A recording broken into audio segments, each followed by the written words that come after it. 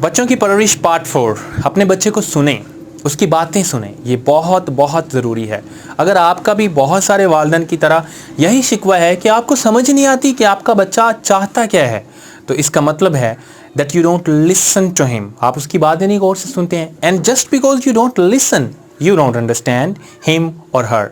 अगर आपने अच्छे बाप बनना है, अगर आपने अच्छी मामा बनना है, आपको उससे पहले एक अच्छा लिसनर बनना पड़ेगा।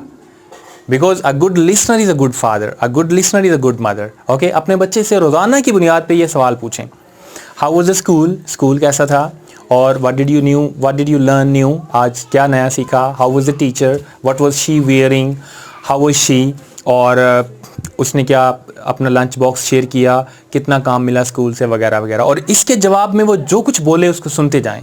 That's very important. It's like healing for the child, right.